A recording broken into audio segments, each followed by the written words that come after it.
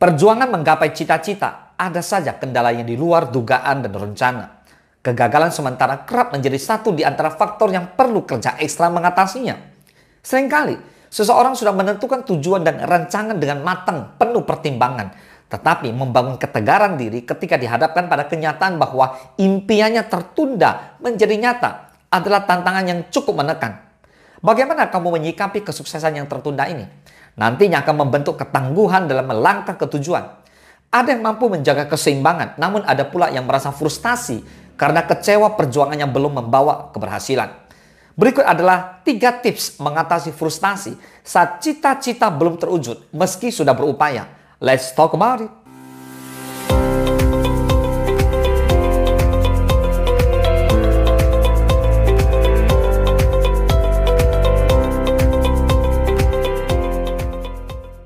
Yang pertama, lihat kenyataan ini sebagai peluang keberhasilan besar pada akhirnya. Menuju perjalanan sukses, gagal memang menjadi bagiannya. Akan tetapi, percayalah jika terus berupaya, ini bukan menjadi penentu akhir yang membuat hati kecewa. Lihatlah kegagalan kamu sebagai peluang terbukanya pintu keberhasilan yang lebih besar. Dengan begitu, kenyataan ini memicu kamu untuk terus bertumbuh menjadi pribadi yang tangguh. Yakinkan diri bahwa potensi dan kemampuan berpikirmu dapat semakin meningkat melalui usaha dan belajar dari kegagalannya. Cara pandang seperti ini membuat mentalmu kuat, semakin bertumbuh bijak dan terus ada semangat.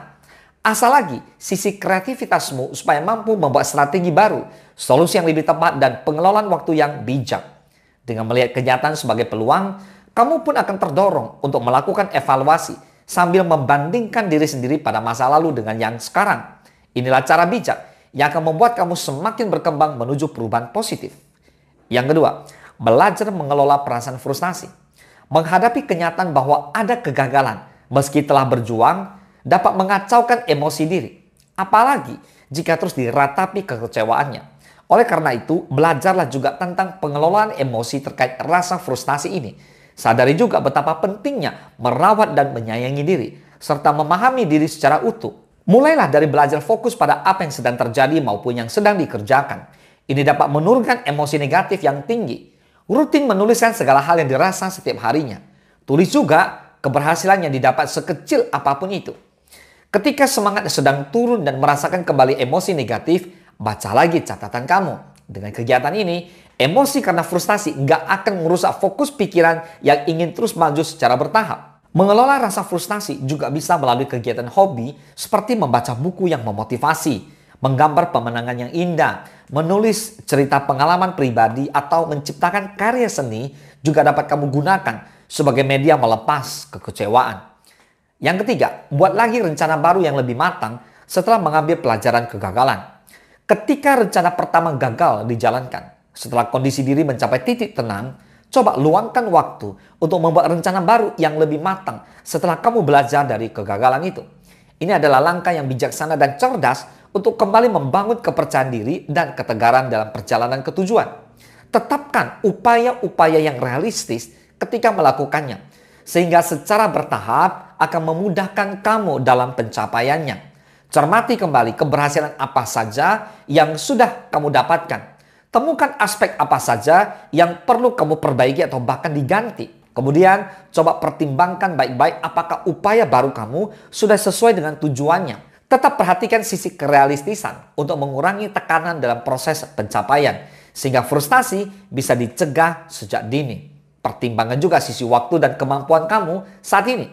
Gak perlu menyesali waktu pada masa lalu. Berpikir fleksibel saja bahwa rencana itu memang bisa diubah. Apalagi jika telah dicoba dan hasilnya gagal. Pertimbangan ini akan menciptakan perasaan yang lebih rileks dan landasan diri yang semakin kuat untuk mencapai keberhasilan di masa yang akan datang. Rintangan yang menyebabkan kesuksesan tertunda memang menjadi bagian dari perjalanan meraih cita-cita. Melalui penerapan ketiga tips ini, maka kamu bisa mengatasi perasaan frustasi saat cita-cita belum terwujud. Arahkan pandangan ke depan dan tegakkan badan. Kembalilah melangkah setelah kondisi diri tenang dan sudah punya rencana baru yang lebih matang. Rintangan demi rintangan ini bukanlah tanda harus menyerah. Selagi masih bisa diupayakan, artinya kendala yang ada justru sebagai petunjuk bahwa gerbang cita-cita kamu semakin dekat. Ayo, kuatkan tekad dan terus tumbuhkan semangat. Semoga bermanfaat. Salam sukses, dahsyat.